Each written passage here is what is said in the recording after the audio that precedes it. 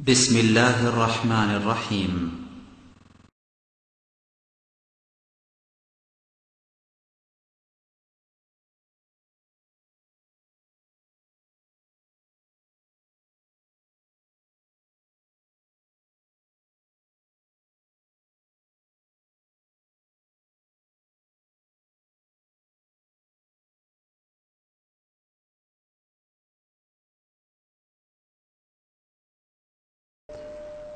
قاف القرآن المجيد بل عجبوا أن جاءهم منذر منهم فقال الكافرون هذا شيء عجيب أإذا متنا وكنا ترابا ذلك رجع بعيد. وقال الله تعالى في موضع آخر إن الذين يحبون أن تشيع الفاحشة في الذين آمنوا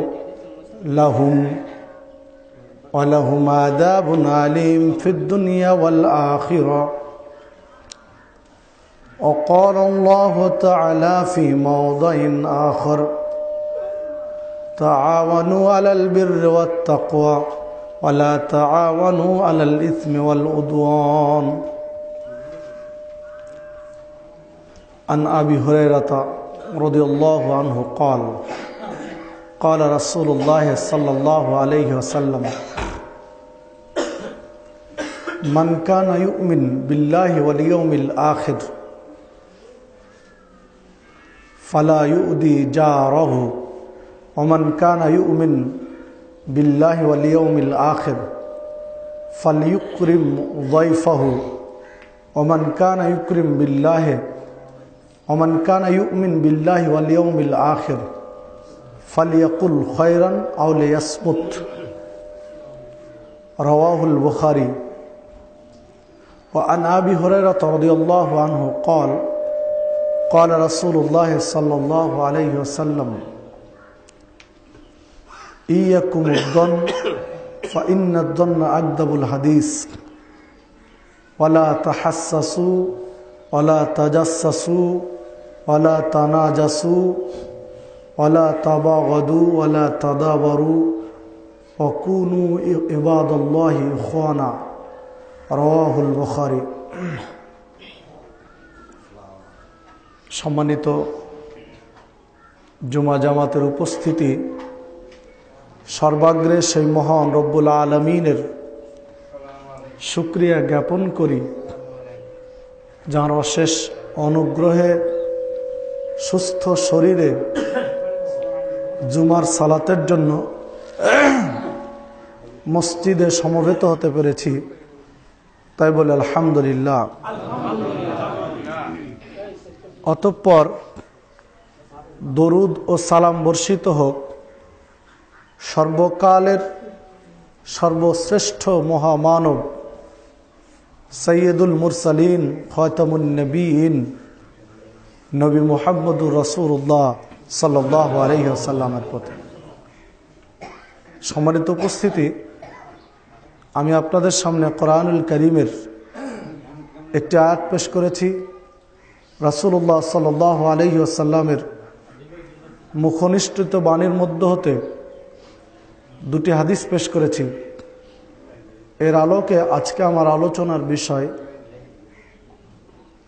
শান্তিপূর্ণ সমাজ গঠনে ইসলামের ভূমিকা। শান্তিপূর্ণ সমাজ গঠনে ইসলাম কী ধরনের ভূমিকা রেখেছে এ বিষয়ের উপরে কোরআন এবং সুন্নাহ ভিত্তিক কিছু কথা বলে আজকের আলোচনার ইতি টানবো ইনশাআল্লাহ। আমা তৌফিক ইল্লা বিল্লাহ আলাইহি তাওয়াক্কালতু ইলাইহি উনীব। সম্মানিত উপস্থিতি, দেখুন, মানুষ শান্তিপ্রিয়, শান্তিতে বসবাস করতে চায়। মানুষের একটা স্বাভাবিক স্বভাবজাত ধর্ম, মানুষ আরামপ্রিয়, শান্তিপ্রিয়, ঝামেলা থেকে এড়িয়ে চলতে চায়। দেখুন, এটা আমাদের বাস্তব জীবনের স্বভাব। সাধারণত যেখানে ঝামেলা আছে সেখানে মানুষ থাকতে চায় না। কোথায় একটু আরাম আছে, শান্তি আছে, এই পরিবেশটা মানুষ চায়। আল্লাহ রাব্বুল আলামিন এই কথাটাই বলছেন, ইন্নাল্লাযীনা ইউহিব্বুনা আন তাশিয়াল ফাহিশা। একটু এই সাইডের জায়গাগুলো চেপে বসবেন, যেহেতু এদিকে ফাঁকা রয়েছে। পরে আসছে বসার সুযোগ দিবেন। আর স্বভাবতই চেষ্টা করবেন পিছনের কাতারটা একটু ফাঁকা রেখে বসতে, যেন শেষ মাথা পর্যন্ত লোক আসতে পারে। সবার শেষে যারা আসবেন তারা পিছনে ব্লক করে বসবেন। আমরা পরস্পরের কথা না বলি। আল্লাহ রাব্বুল আলামিন বলছেন, ইন্নাল্লাযীনা ইউহিব্বুনা আন তাশিআল ফাহিশাতু ফিল্লাযীনা আমানু। নিশ্চয় যারা চায়, যে যারা ঈমান এনেছে মুমিনদের মাঝে, মুসলিমদের মাঝে ফাহেশা, অপছন্দনীয়, নিন্দনীয়, নোংরা কাজ ছড়িয়ে পড়ুক। যারা চায় যে মানুষের মাঝে খারাপ কাজ ছড়িয়ে পড়ুক, নোংরা কাজ ছড়িয়ে পড়ুক, মানুষের মাঝে বিশৃঙ্খলা ছড়িয়ে পড়ুক, এটা যারা চায়, লাহুম আযাবুন আলীম, এদের জন্য রয়েছে যন্ত্রণাদায়ক শাস্তি। আল্লাহ রাব্বুল আলামিন বলছেন যে যারা মানুষের মাঝে বিশৃঙ্খলা, হঠকারিতা, নোংরা জিনিস ছড়িয়ে পড়াকে পছন্দ করে, তাদের জন্য আল্লাহ রাব্বুল আলামিনের নিকটে রয়েছে যন্ত্রণাদায়ক শাস্তি। লাহুম আযাবুন আলীম, তাদের জন্য শাস্তি রয়েছে। লাহুম আযাবুন, তাদের জন্য রয়েছে শাস্তি। শাস্তিটা কেমন? আলিম, যন্ত্রণাদায়ক। শুধু বললেই তো হতো যে তাদের জন্য শাস্তি, কিন্তু আলিম বলে আল্লাহ রাব্বুল আলামিন বুঝাতে চাইলেন যে শাস্তিটা অত্যন্ত কঠোর, শাস্তিটা অত্যন্ত কষ্টদায়ক। যারা মানুষের মাঝে নোংরামি ছড়িয়ে পড়াকে পছন্দ করে, এদের জন্য এই শাস্তিটা কখন হবে? ফিদ দুনিয়া ওয়াল আখিরা, এই শাস্তিটা দুনিয়াতেও হবে এবং পরকালেও হবে। দুনিয়াতেও তার জীবদ্দশায় কিছু ভোগ করতে হবে, আর চূড়ান্তটা ভোগ করতে হবে পরকালে। তাহলে আল্লাহ রাব্বুল আলামিন মুসলিম জাতিকে, তার বান্দাদেরকে বলতে চাইলেন যে মানুষের মাঝে যেন অশান্তি সৃষ্টি করবে এই ধরনের কোনো কাজ ছড়িয়ে না পড়ে। এই ক্ষেত্রে কেউ যেন ভূমিকা না রাখে। মানুষের মাঝে বিশৃঙ্খলা, কষ্টকর কোনো জিনিস ছড়িয়ে পড়বে, এই ক্ষেত্রে কেউ যেন কোনো সহযোগিতা না করি, এই জিনিসটা আল্লাহ বুঝাতে চাইলেন এখানে। সূরা আলে ইমরান 85 নম্বর আয়াত আল্লাহ রাব্বুল আলামিন বলছেন, ওয়া মান ইয়াশফা শাফাআতান হাসানাতান ইয়াকুন লাহু নাসিবুম মিনহা ওয়া মান ইয়াশফা শাফাআতান সাইয়্যাতান ইয়াকুন লাহু কিফলুম মিনহা। কেউ যদি শাফাআতান হাসানা, সুন্দর কাজে পরামর্শ দেয়, ভালো একটা কাজ নিজে করতে পারেনি কিন্তু অপর ভাইকে পরামর্শ দিয়েছে, ভালো কাজটা করতে উদ্বুদ্ধ করেছে। একজন ব্যক্তি একটা কাজ করতে চাচ্ছে, তখন বলেছে তুমি কাজটা এইভাবে করো, মানে ভালোটা পরামর্শ দিয়েছে।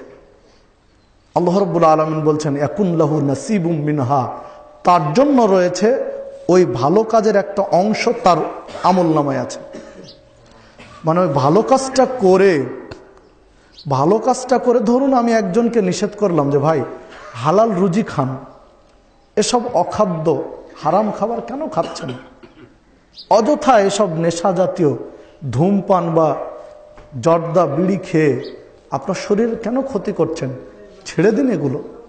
বললাম, বুঝিয়ে বললাম, পরামর্শ দিলাম, সুপারিশ করলাম, এতে করে লোকটা কাজটা ছেড়ে দিল।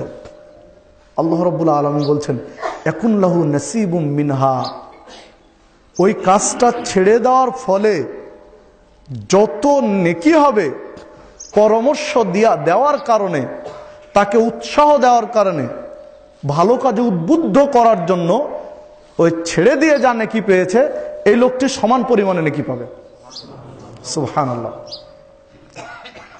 অমাইয়াশফা শাফাআতান সাইয়্যা, আর যদি কেউ খারাপ কাজে পরামর্শ দেয়, খারাপ কাজে, নোংরা কাজে, অন্যায়ের কাজে, পাপের কাজে যদি পরামর্শ দেয়, ইয়াকুন লাহু কিফলুম মিনহা, তাহলে তার আমল নামায় তার একটা অংশ লেখা হবে।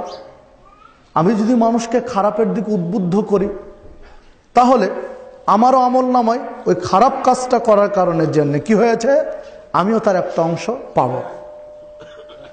আমিও তার একটা অংশ পাবো। খারাপ কাজের সহযোগিতার অনেকগুলো দিক হতে পারে।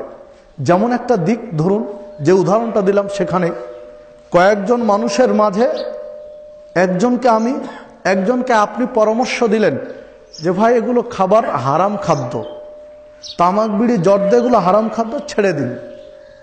তখন পাশে আর একজন বলছে, দূর, কত কাজ চলছে সমাজে, জেনা, ব্যভিচার, সুদ, ঘুষ, মানুষ হত্যা, খুন খারাপি, কত কিছু চলছে, তুমি এই বিড়ি খাওয়াটাই দেখলে।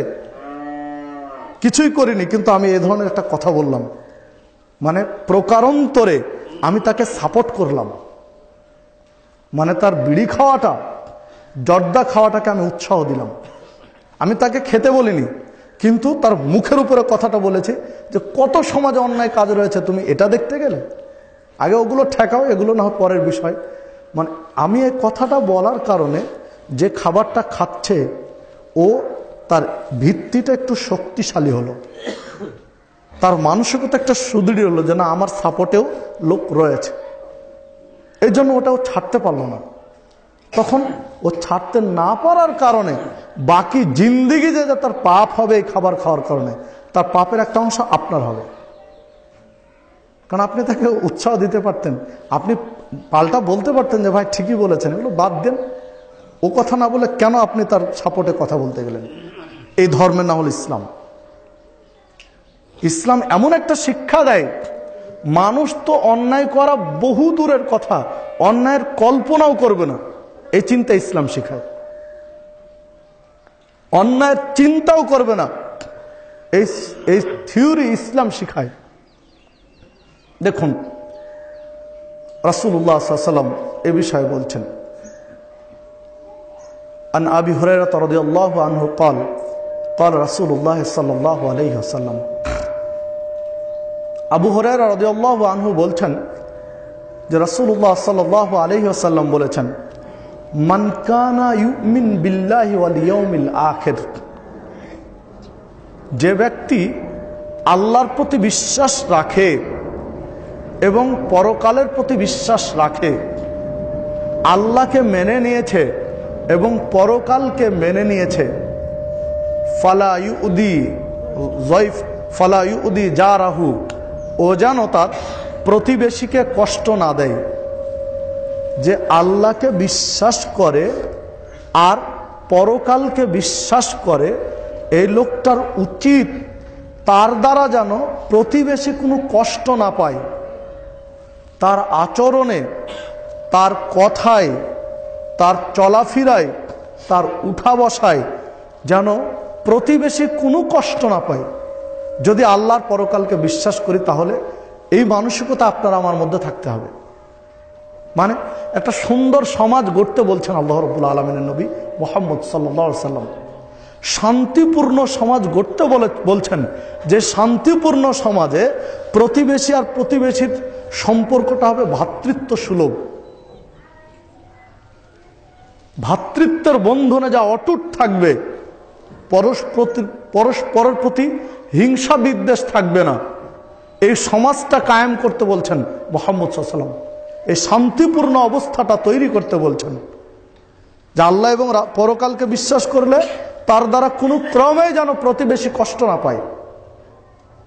এবার বলছেন, ওমান কানা ইউমিন বিল্লাহি ওয়াল ইয়াউমিল আখির, পাশাপাশি যে ব্যক্তি আল্লাহকে বিশ্বাস করে এবং পরকালকে বিশ্বাস করে, ফাল ইউকরিম দাইফাহু, সে যেন মেহমানের আপ্যায়নে যেন কোনো ত্রুটি না করে, মেহমানকে কষ্ট না দেয়, মেহমানকে কষ্টকর কোনো পরিস্থিতিতে ফেলে না দেয়। সম্মানিত উপস্থিতি, এখানে মেহমান কোন স্তরের হবে তা কিন্তু রাসূল বলেননি। যে কোনো পর্যায়ে একজন মুসাফির আপনার মসজিদে এসেছে, সে মুসাফির আপনাদের, তার একটু খোঁজ খবর নেওয়া দরকার মুসল্লিদের। যার বাড়ি যত মসজিদের নিকটে তার দায়িত্ব তত বেশি। মসজিদে একজন মুসাফির এসেছেন, এই খোঁজ খবর নেওয়ার দায়িত্ব আপনাদের। এই সিস্টেম যখন আমরা ফলো করতে পারবো, চালু করতে পারবো, তখন মুসলিম জাতি যে যেখানে যাবে কেউ কোনো বিপদে পড়বে না। আপনি একটা দূর অঞ্চলে গিয়েছে, আপনার পরিচিত কেউ নেই, আপনি উঠবেন কোথায়? আপনার নিরাপত্তা কে দিবে? আপনি পাশে মসজিদে গেলেন, মসজিদের মুসল্লিরা আপনার নিরাপত্তার ব্যবস্থা করবে, আপনার দেখাশোনার ব্যবস্থা করবে, কারণ আপনি তাদের মেহমান। এইটা যে শান্তিপূর্ণ সমাজ গঠনের কথা আল্লাহ রাসূল সাল্লাল্লাহু আলাইহি ওয়াসাল্লাম বলছেন, তাই বলছেন ফালিকুরম দয়ফাহু। মেহমান শুধু বৈবাহিক সূত্রে, রক্তের সূত্রে মেহমান তৈরি হয়, এ কথা ইসলাম শেখায় না। যে কোনো পর্যায়ের মেহমান হতে পারে, সে যেন তার প্রতি যেন সুনজর দেওয়া হয়, তার দেখাশোনায় যেন ত্রুটি না হয়, সে কথা রাসূলুল্লাহ সাল্লাল্লাহু আলাইহি ওয়াসাল্লাম উল্লেখ করলেন। তৃতীয় পর্যায়ে বলছেন ওমান কানা ইউমিন বিল্লাহি ওয়াল ইয়াউমিল আখির। যে ব্যক্তি আল্লাহকে বিশ্বাস করে এবং পরকালকে বিশ্বাস করে, ফালিয়াকুল খায়রান আও লিয়াসমুত। ও মুখ দিয়ে যে কথা বলবে সে কথাটা যেন ভালো কথা বলে। যে আল্লাহকে বিশ্বাস করে আর পরকালকে বিশ্বাস করে, ফালিয়াকুল খায়রান, ও যা বলবে সেটা খয়ের, কল্যাণকর বলবে, ভালো কথা বলবে, কল্যাণ, ভালো, ন্যায়ের পক্ষে কথা বলবে। যদি তার কাছে কল্যাণ বলার মতো কোনো কাজ না থাকে, কথা না থাকে, এমন একটা পরিস্থিতিতে রয়েছি যেই পরিস্থিতিতে হক কথা বললেই বিপদ রয়েছে, তখন কি করব? আল্লাহ রাসূল বলছেন আউলে ইয়াসমুত, তখন চুপ থাকবে। দেখুন শান্তিপূর্ণ সমাজ কিভাবে গঠন করবেন। সব পরিবেশে আপনি হক কথা বলবেন, সে পরিবেশ আপনি পাবেন না। অনেক পরিস্থিতি আসতে পারে যেখানে হক কথা বললে বিপদ রয়েছে, সেই বিপদটা নিজের জীবনও চলে যেতে পারে, তখন আপনি চুপ থাকুন। আপনি ওটাকে ঘৃণা করুন, চুপ থাকুন। হুট করে একটা কথা বলে দিলাম, পরিবেশটা সম্পূর্ণ বিশৃঙ্খলা হয়ে গেল, ইসলামী শিক্ষাটা দেয়নি। ইসলাম চুপ থাকতে বলছে। হ্যাঁ, যেখানে কথা বলার সুযোগ আছে সেখানে কথা বলুন, ফালিয়াকুল খায়রান, কল্যাণকর, সত্যটা। কথা বলার সুযোগ নেই, চুপ থাকুন। কিন্তু মিথ্যা বা অকল্যাণ বা বাতিলের পক্ষে কথা বলবেন, ইসলাম এটা শেখায় না। হয় চুপ থাকতে হবে, আর না হলে কল্যাণকর কথা বলতে হবে। একজন মুসলিম যদি এই চিন্তায় জীবন গড়তে পারে যে আমার মুখ দিয়ে যে কথা বের হবে সেটাই কল্যাণকর, আর না হলে আমি চুপ থাকবো, তাহলে দেখুন সমাজটা ভালো হতে বাধ্য। তখন সমাজটা এমনি শান্তিপূর্ণ হয়ে যাবে। যে হাদিসটি সহিহ বুখারীর মধ্যে এসেছে, সহিহ বুখারীর 6018 নম্বর হাদিস। সম্মানিত উপস্থিতি, অপর একটি হাদিসে উকবা ইবনে আমির রাদিয়াল্লাহু আনহু قال قال রাসূলুল্লাহ সাল্লাল্লাহু আলাইহি ওয়াসাল্লাম। উকবা ইবনে আমির রাদিয়াল্লাহু আনহু বলছেন যে রাসূলুল্লাহ সাল্লাল্লাহু আলাইহি ওয়াসাল্লামকে আমরা জিজ্ঞাসা করলাম, মান নাজাত, নাজাত কিসে হয়, কি করলে মুক্তি পাবো?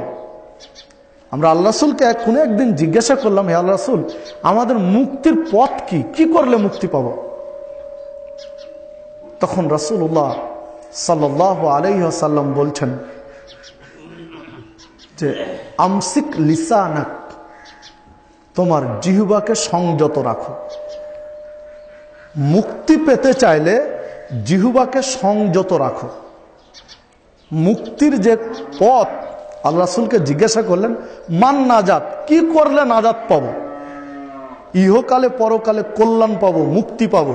তখন প্রথম কথা বললেন আমসিক লিসানাকা, তোমার জিহ্বা সংযত রাখবে। মানে বললে ভালো বলবে, না হলে বলবে না। ওই কথাটাই পুনরাবৃত্ত করলেন অন্যভাবে। ওয়ালিয়াসাকা বাইতুকা, আর বাড়ির মধ্যে বেশি থাকবে। আল্লাহ রাসূল বললেন জিহ্বা সংযত রাখবে এবং বাড়িতে সময় কাটাবে বেশি। যখন ফিতনা হবে, বিপদ আসবে, সমাজে অনেক সমস্যা, তখন বাড়িতে সময় দিবে বেশি। আর 3 নম্বর বললেন ওয়ালিয়াবকি খতাইক, তোমার পাপের জন্য কাঁদবে, 2 চোখের অশ্রু ঝরাবে তোমার পাপের জন্য। দেখুন, যখন সমাজে সমস্যা, ফিতনা, তখন বাড়িতে সময় কাটানোটা বেশি শ্রেয়। যখন বাইরে সময় কাটাবো তখন কল্যাণকর কথা বলতে হবে, জিহ্বা সংযত রেখে কথা বলতে হবে। এরপরে বললেন যে পাপের জন্য রোদন করতে হবে, কান্নাকাটি করতে হবে। এগুলো যদি ফলো করতে পারি তখন আপনার আমার মুক্তি পাওয়া সম্ভব। একটা শান্তিপূর্ণ সমাজ প্রতিষ্ঠার জন্যই রাসূলুল্লাহ সাল্লাল্লাহু আলাইহি ওয়াসাল্লাম এই কথাগুলো বলছেন। যে হাদিস তিরমিজির মধ্যে এসেছে 2502 নম্বর হাদিস, শেখ আলবানী হাদিস সহিহ বলেছেন।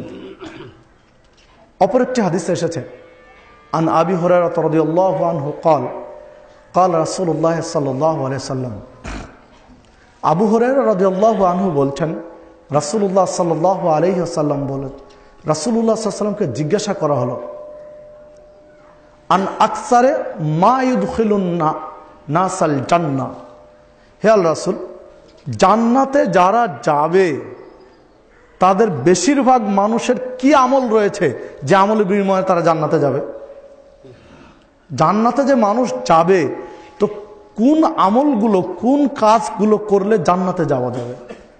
জান্নাতীদের বৈশিষ্ট্যটা কি হবে?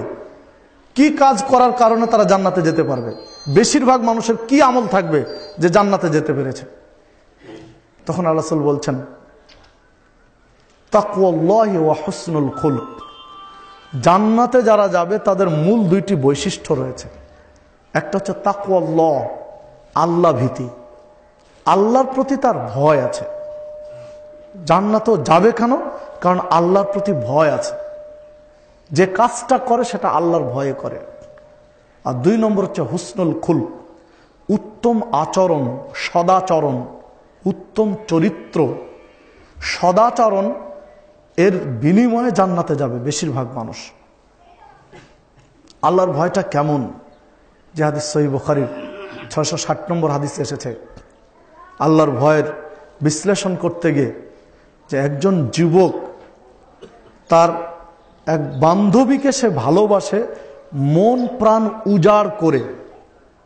সে একজন যুবক যুবতীকে মন প্রাণ উজাড় করে ভালোবাসে। আল্লাহ রাসূল বলছেন শব্দটা, যে একটা ছেলে মেয়েকে যতটুকু ভালোবাসা প্রয়োজন তার চেয়ে বেশি ভালোবাসে। সে তার সাথে চায় নিজের জৈবিক চাহিদা পূরণ করতে, কিন্তু একটা শর্ত দিয়ে দেয়। ওই যুবতী এমন একটা শর্ত দিয়েছে, যুবক দরিদ্র ছেলে, তাকে শর্ত দিয়েছে 1000 স্বর্ণ মুদ্রা যেদিন দিতে পারবে সেই দিন তোমার চাহিদা পূরণের সুযোগ, তার আগে নয়। হয়তোবা সে ভেবেছিল যে গরিব মানুষ 1000 স্বর্ণ মুদ্রা কোথায় পাবে, এ তো বহু যুগ আগের কথা। 1000 স্বর্ণ মুদ্রা পাবেও না, আমার সাথে তার জৈবিক চাহিদা, তার লোলুপ দৃষ্টিও পড়বে না। কিন্তু এই যুবক হাড় ভাঙা পরিশ্রম করে, কঠোর পরিশ্রম করে 1000 স্বর্ণ মুদ্রা জমা করেছে। জমা করে শর্ত অনুযায়ী তাকে দিয়ে বলছে, তোমার শর্ত পূরণ, এবার আমার শর্তের দিকে আসো, আমার চাহিদা আমাকে পূরণ করতে দাও। নির্জনে নিরালায়, কেউ নেই, 2 জন একাকিত্বে নির্জনে এক জায়গায় জমা হয়েছে। জমা হওয়ার পরে এখন যুবক তার সাথে ব্যভিচারে লিপ্ত হতে যাবে। তখন ওই যুবতী বলছে, হে যুবক, ইত্তাকিল্লাহ, তুমি আল্লাহকে ভয় করো। পৃথিবীর সবাইকে ফাঁকি দিতে পেরেছ, সকলকে ফাঁকি দিয়ে আজকে আমাকে নির্জন নিরালায় আনতে পেরেছ। তুমি আমার সাথে ব্যভিচার করবে, পৃথিবীর কেউ দেখতে পাবে না, কিন্তু একজনকে তুমি ফাঁকি দিতে পারবে না। তুমি মাটির নিচে যাও, পানির তলে যাও, আর আকাশের উপরে যাও, পাহাড়ের গর্তে যাও, আর যেখানে যাও, তুমি আমার সাথে ব্যভিচার করবে, এটা পৃথিবীর সবাইকে ফাঁকি দিতে পারলেও আল্লাহকে ফাঁকি দিতে পারবে না। বিধায় যুবক, তুমি আল্লাহকে ভয় করো। তখন ওই যুবক ওই কাজ থেকে ফিরে আসলো। এটা হলো তাকওয়াল্লাহ, আল্লাহ ভীতি। দেখুন, ব্যভিচারে উপযুক্ত পর্যায়ে সে পৌঁছেছে, ব্যভিচারের জন্য তার পূর্ণ প্রস্তুতি কমপ্লিট, তখন ওখান থেকে ফিরে আসা, এটা কত কষ্টকর এবং কত ত্যাগের, এটা ভাবা যায় কি? বাড়ি থেকে বেরিয়েছে, নির্জনে গিয়েছে, এক জায়গায় জমা হয়েছে, ব্যভিচারে লিপ্ত হবে, তখন এই কথা, তখন ওখান থেকে ফিরে আসা, এটা হচ্ছে তাকওয়াল্লাহ, আল্লাহ ভীতি। আল্লাহর ভয়ে যদি আল্লাহ ভীতি যার মধ্যে রয়েছে, ওই ব্যক্তির দ্বারা পাপ হবে না। যখনই সুদ খেতে যাবে, তখনই তার মাথার মধ্যে চিন্তা আসবে যে না, আল্লাহ তো দেখতে পাচ্ছেন, কেন আমি এটা খাবো? যখনই পাপের দিকে মন ধাবিত হবে, তখনই তার আল্লাহর ভয়টা জাগ্রত হবে, তখনই সে পাপ থেকে ফিরে আসবে। আর 2 নম্বর বললেন হসনুল খুলক, উত্তম চরিত্র, সদাচরণ। জান্নাতে যাওয়ার প্রথম বৈশিষ্ট্য থাকতে হবে তার মধ্যে আল্লাহ ভীতি, আল্লাহর ভয়। আর দ্বিতীয় বৈশিষ্ট্য থাকতে হবে উত্তম চরিত্র, সদাচরণ। সদাচরণের ব্যাখ্যা মুহাম্মদ সাল্লাল্লাহু আলাইহি ওয়াসাল্লাম সহিহ মুসলিমের একটি হাদিসে দিয়েছেন। সহিহ মুসলিমের হাদিসে এর ব্যাখ্যা দিয়ে আল্লাহ রাসূল বলছেন যে সদাচরণ কি, পাপ কি। সদাচরণ উল্টোটা হলো পাপ। সে পাপটা হলো মাহাকাফি সদরিক ও কারিহতা আইয়াত্তালি আলাইহিন নাস, যেটা হৃদয়ে যন্ত্রণা দেয়, হৃদয়ে খটকার সৃষ্টি করে, এবং মানুষ এটা জেনে যাক সেটা সে অপছন্দ করে, সেটা হলো পাপ। মানুষের কাছে প্রচার হওয়াটা সে অপছন্দ করে, এটা হলো পাপ। সম্মানিত উপস্থিতি, এই পাপ থেকে বাঁচতে বললেন, সদাচরণ করতে বললেন, আল্লাহর ভয় রাখতে বললেন।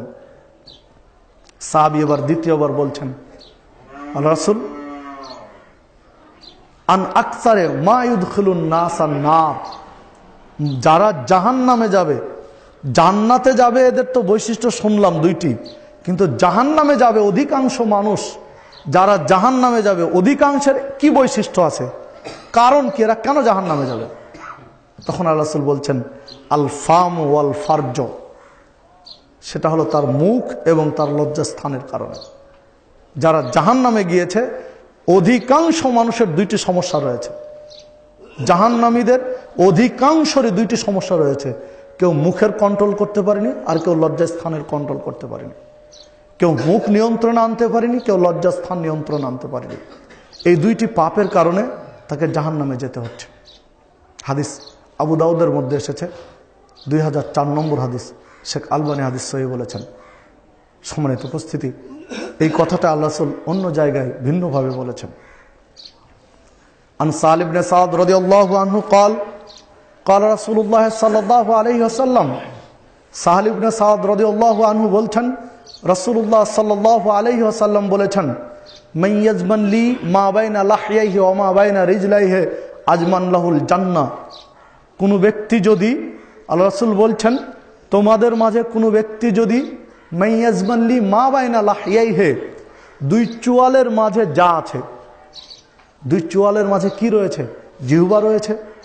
ওই কথাটাই ভিন্নভাবে বলছেন যে 2 চোয়ালের মাঝে যে জিহ্বা রয়েছে, এই জিহ্বার যে জামিনদার হতে পারে, যে নিশ্চয়তা দিতে পারে যে আমার জিহ্বা দিয়ে কোনো খারাপ কথা বের হবে না, যে নিশ্চয়তা দিতে পারে আমার জিহ্বাতে কোনো হারাম খাদ্যের স্বাদ গ্রহণ করবে না, যে নিশ্চয়তা দিতে পারে কোনো কথা বের হবে না আমার জিহ্বা দিয়ে যে কথাটা অন্যায়, পাশাপাশি কোনো খাবার দেহের মধ্যে যাবে না, এই জিহ্বা স্বাদ গ্রহণ করবে না যে খাবার হারাম। এই নিশ্চয়তা যে ব্যক্তি আমাকে দিতে পারবে, মাইয়াদমানলি মা বাইনা লাহইহি, 2 চোয়ালের মধ্যস্থিত বস্তুর নিরাপত্তার জামিন যে নিতে পারবে, ওয়ামা বাইনা রিজলাইহি, দুই পায়ের মাঝে যা রয়েছে, দুই পায়ের উরুর মধ্যবর্তী স্থানের যে নিশ্চয়তা, নিরাপত্তা দিতে পারবে, মানে লজ্জাস্থান, দুই পায়ের মধ্যস্থিত লজ্জাস্থানের যে নিরাপত্তা দিতে পারবে, যে এই লজ্জাস্থানের কোনো অপব্যবহার হবে না, ন্যায়সঙ্গত পথ ছাড়া কোনো অন্যায় পথে ব্যবহার হবে না, এই নিশ্চয়তা যদি দিতে পারো, আযমান লাহুল জান্নাহ, আমি মুহাম্মদ সাল্লাল্লাহু আলাইহি ওয়াসাল্লাম দায়িত্ব নিলাম, জামিন নিলাম যে তোমাকে আমি জান্নাতে নিয়ে যাব। সম্মানিত উপস্থিতি, দেখুন আল্লাহ রাসূল কত শক্তভাবে বলছেন, আযমান লাহুল জান্নাহ, আমি তোমার জান্নাতের জামিনদার হব, আমি নিশ্চিত যে তোমাকে জান্নাতে নিয়ে যাব। তবে এই দুইটি জিনিসকে নিরাপত্তা তোমাদেরকে দিতে হবে। দেখুন শান্তিপূর্ণ সমাজ প্রতিষ্ঠায় মুহাম্মদ সাল্লাল্লাহু আলাইহি ওয়াসাল্লামের ভূমিকা দেখুন। যত পাপ পৃথিবীতে দেখুন কোনো না কোনোভাবে এই দুইটি সম্পৃক্ত। যত পাপ, কেন সুদ খাচ্ছেন? জিহ্বায় স্বাদ গ্রহণ করবেন তাই। আপনার অনেক টাকা পয়সা প্রয়োজন, অনেক খাবার প্রয়োজন, সে স্বাদগুলো জিহ্বা দিয়ে নেবেন, যেটা হারাম এই জামিনদার নিতে হতে বলেছেন, কোন হারাম খাদ্য জিহ্বা নিবে না। অনেক কথা বলছেন, মিথ্যা কথা বলছেন, অনেক আজে বাজে কথা বলছেন, সব জিহ্বা দিয়ে বলছেন, জিহ্বার জামিনদার হতে পারলাম না। গীবত, পরনিন্দা, প্রচর্চা করছি, জিহ্বার জামিন হতে পারলাম না। ব্যভিচারের যত ক্ষেত্র রয়েছে, লজ্জাস্থান উদ্বুদ্ধ করছে, তাহলে আমি লজ্জাস্থানের নিয়ন্ত্রণ হারালাম কিভাবে? মুহাম্মদ সাল্লাল্লাহু আলাইহি ওয়াসাল্লাম আপনারা আমার জামিন নিতে হতে পারবেন। আল্লাহ রাসূল এই দুইটার জামিনদার হতে বললেন, যে তোমরা এই দুইটা জিনিসকে নিশ্চিত করো, যে তোমরা এই দুইটা জিনিসের অপব্যবহার করবে না, জিহ্বা এবং লজ্জাস্থানের। আমি মুহাম্মদ সাল্লাল্লাহু আলাইহি ওয়াসাল্লাম তোমার জান্নাতের জামিন হব, আমি তোমার জান্নাতে যাওয়ার ব্যবস্থা করে দেব।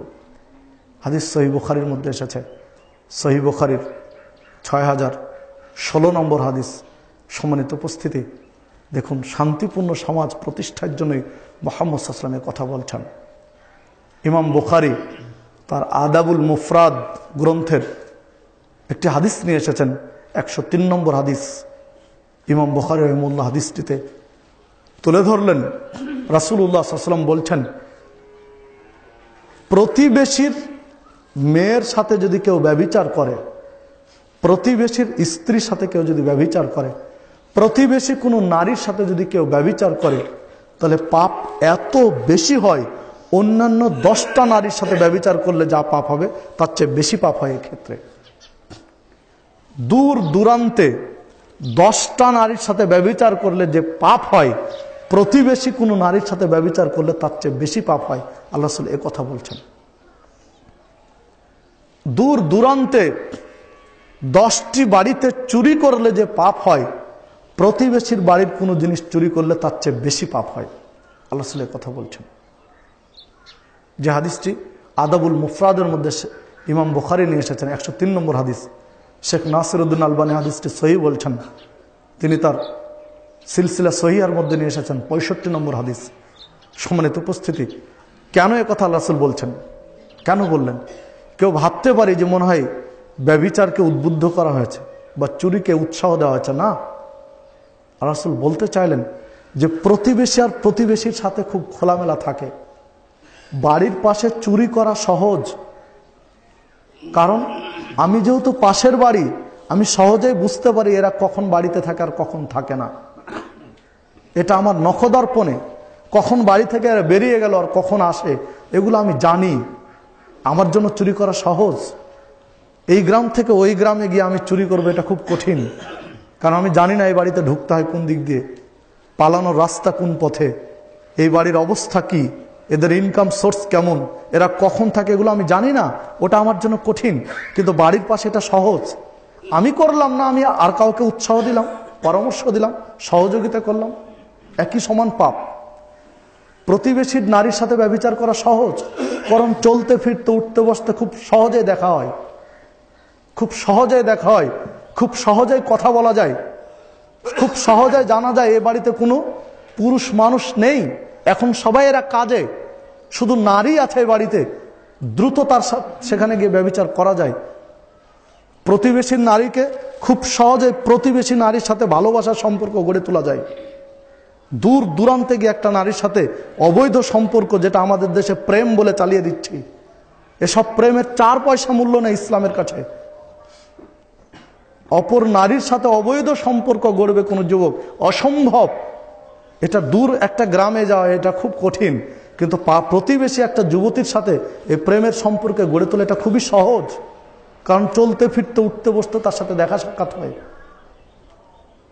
এই জন্য ইসলাম এত শক্ত করে বলেছে যে বাহিরে গিয়ে 10টা নারীর সাথে প্রেম করলে যা পাপ হয়, প্রতিবেশী একটা নারীর সাথে প্রেম করলে তার চেয়ে বেশি পাপ হয়। এই জন্য এত শক্ত করে বলেছে। আর প্রতিবেশীর উপরে অনেকটা আস্থাশীল থাকে, ভরসাও রাখে, বিপদ আপদে কাছেও ডাকতে হয়। এই জন্য এত সুন্দর সমাজ গড়তে গিয়ে আল্লাহ রাসূল এই কথাগুলো বলছেন যে প্রতিবেশীর দিকে খেয়ালটা রাখতে হবে এইরকম, প্রতিবেশীকে মর্যাদা দিতে হবে এইরকম, স্রেফ সুন্দর সমাজ গঠনের জন্য। আন আবি হুরায়রা রাদিয়াল্লাহু আনহু قال قال রাসূলুল্লাহ সাল্লাল্লাহু আলাইহি ওয়াসাল্লাম, আবু হুরায়রা রাদিয়াল্লাহু আনহু বলছেন রাসূলুল্লাহ সাল্লাল্লাহু আলাইহি ওয়াসাল্লাম বলেছেন, ইয়াকুমুদ্দন ফাইন্নাদ-দন্না আকদাবুল হাদিস, তোমরা ধারণা হতে বেঁচে থাকো। ধারণা ভিত্তিক কাজ করা, ধারণা ভিত্তিক কথা বলা থেকে তোমরা বেঁচে থাকো। কেননা অধিকাংশ ধারণায় ভুল হয়ে যায়। অনুমানের ভিত্তিতে কোনো কাজ করো না, ঠিক অনুমানের ভিত্তিতে কোনো কথাও বলো না, কারণ অনেক ক্ষেত্রে এগুলো মিথ্যার মধ্যে যায়। এরপরে বলছেন ওয়ালা তাহাসসু, তোমরা একজন আরেকজনের গোপন কোনো দোষ খোঁজার চেষ্টা করো না। কেউ কারো ছিদ্রান্বেষণ করবে, কেউ কারো গোপন কোনো দোষ জানার চেষ্টা করবে, এটা করো না। ওয়ালা তাজাসসু, তোমরা গোয়েন্দাগিরি করো না, একজন আরেকজনের পিছে গোয়েন্দার মতো লেগে যেও না। ওয়ালা তানাজাসু, তোমরা কেউ কারো দাম চলছে ওর উপর আবার দাম করো না। একটা বিষয় একজন কেনার জন্য চেষ্টা করছে, কথা বলছে, তার কথা শেষ হয়নি, ওই ফাঁকে তুমি আবার দামে ঢুকে যেও না, আগে তাকে শেষ করতে দাও। তারটা যদি শেষ হয়, সুযোগ দেয়, তখন তুমি কথা বলো। ওর কথা চলছে, ওখানে তুমি ফাঁকে ব্যাঘাত সৃষ্টি করো না। ওয়ালা তাহাসাদু, তোমরা পরস্পরের হিংসা বিদ্বেষ মনের মধ্যে জিয়ে রেখো না। এরপর বলছেন ওয়ালা তাবাগাদু, পরস্পরের মাঝে কোনো শত্রুতা রেখো না। ওয়ালা তাদাবারু, কেউ কারো পিছনে কথা বলো না, মানে গীবত করো না। কতগুলো কথা বললেন একটা হাদিসের মধ্যে। একটা সুন্দর সমাজ, স্থিতিশীল সমাজ, শান্তিপূর্ণ সমাজ গঠনের জন্য এক হাদিসের মধ্যে কত কথা বললেন আল্লাহ রাসূল সাল্লাল্লাহু আলাইহি ওয়াসাল্লাম। প্রথমেই বললেন অনুমানের ভিত্তিতে কোনো কথা বলবে না, ধারণা নিয়ে কোনো কাজ করবে না, অনুমানের ভিত্তিতে কোনো কথা হবে না, কাজ হবে না।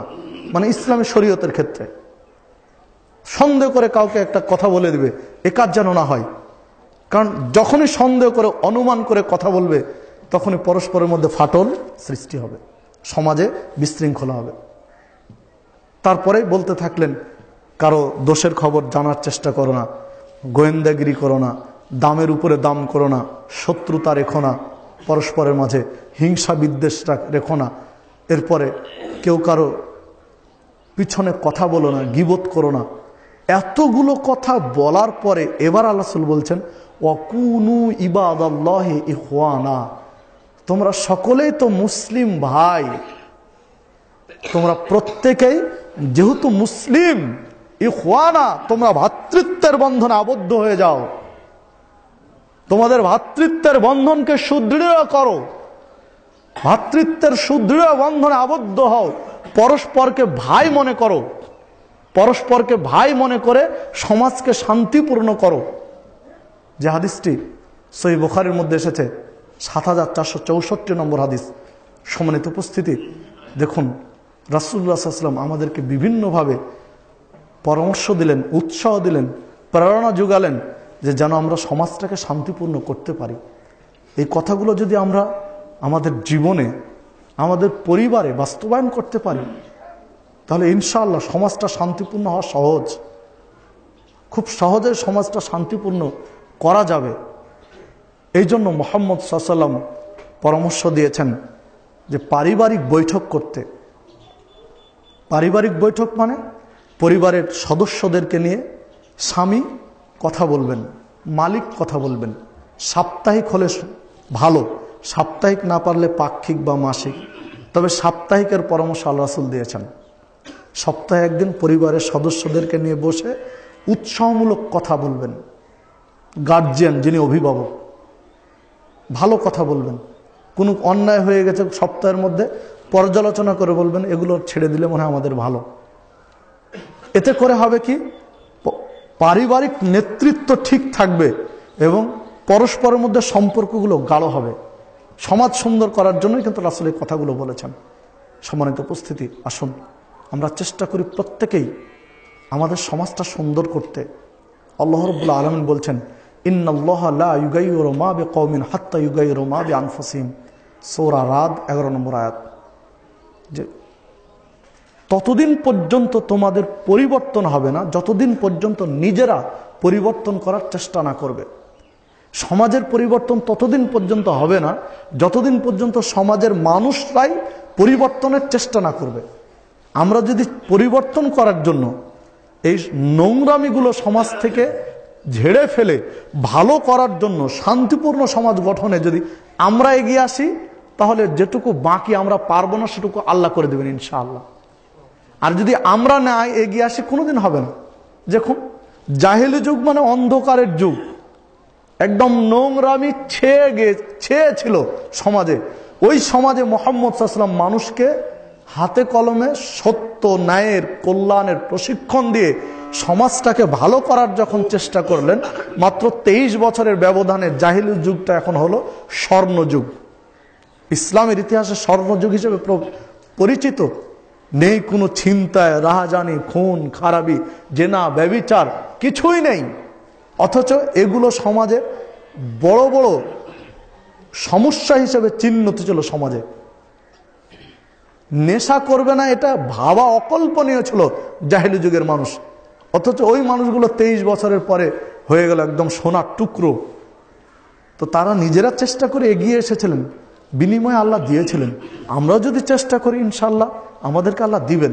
তাই আসুন আমরা প্রত্যেকে কাঁধে কাঁধ মিলিয়ে এগিয়ে আসি। আর কে কি করছে সেটা পরের বিষয়, আমি নিজে ভালো হওয়ার চেষ্টা করি। আমরা প্রত্যেকে নিজেরা চেষ্টা করি ভালো হওয়ার। আমার দেখে আরেকজন মানুষ শিখবে, কিন্তু আমিও যদি ভুলের পথে থাকি তাহলে আমার দেখে আরেকজন উৎসাহ পাবে। আল্লাহ রাব্বুল আলামিন আমাদের সকলকে কোরআন এবং সুন্নাহ ভিত্তিক শান্তিপূর্ণ সমাজ গঠনের তৌফিক দান করুন, আল্লাহুম্মা আমিন। পাশাপাশি মসজিদের নির্মাণ কাজ চলছে, সেটা আপনারা দেখছেন। পৃথিবীতে দানের যত ক্ষেত্র রয়েছে তার মধ্যে সবচেয়ে গুরুত্বপূর্ণ ক্ষেত্র হচ্ছে মসজিদ নির্মাণ করা, যার বিনিময়ে রাসূল সাল্লাল্লাহু আলাইহি ওয়াসাল্লাম বলছেন, মান বানা মসজিদান বানাল্লাহু লাহু বাইতান ফিল জান্নাহ। কেউ যদি মসজিদ নির্মাণ করে দেয় তাহলে বিনিময়ে আল্লাহ জান্নাত নির্মাণ করে। তো মসজিদের নির্মাণের মাধ্যমে জান্নাতে ঘর নির্মাণ হয়। তো মসজিদ নির্মাণাধীন, তা আপনারা দেখছেন। এই ক্ষেত্রে পরস্পরে কাঁধে কাঁধ মিলিয়ে সবাই এগিয়ে আসবেন মসজিদটা নির্মাণ করার জন্য। যারা রয়েছেন, যারা প্রবাসে আছেন, আপনাদের পরিচিতজন, তাদেরকে আহ্বান জানাবেন অংশগ্রহণের জন্য। কারণ এটা একটি ভালো কাজ। এই ভালো কাজে ইয়াশফা শাফাআতান হাসানা, আপনি আরেকজন প্রবাসী ভাইকে উদ্বুদ্ধ করলেন মসজিদ নির্মাণে সহযোগিতা করার জন্য, বিনিময়ে সে দান করে নেকি পেল, আর আপনি উৎসাহ দেওয়ার কারণে নেকি পেলেন। তাহলে আপনার খাতা তো জিরো নয়, আপনার খাতাতেও নেকি আসে। পরস্পরকে উদ্বুদ্ধ করবেন। যারা প্রতিশ্রুতি দিয়েছেন তা দ্রুত কর্তৃপক্ষের কাছে পৌঁছে দিবেন নির্মাণ কাজকে এগিয়ে দেওয়ার জন্য। আল্লাহ রাব্বুল আলামিন আমাদের সকলের এই প্রচেষ্টাকে কবুল করুন। আল্লাহ রাব্বুল আলামিন যারা আমরা দান করেছি, যারা দিচ্ছি বা ভবিষ্যতে দেওয়ার ইচ্ছা পোষণ করেছি, আল্লাহ রাব্বুল আলামিন সকলের জন্য পরকালের নাজাতের ওসিলা হিসেবে একে কবুল করুন। সৌদি আরব থেকে একজন ভাই 20,000 টাকা দিয়েছেন সম্রাট নামে। এসহ আরা যারা দিচ্ছেন, আল্লাহ রাব্বুল আলামিন সকলের দানকে কবুল করুন।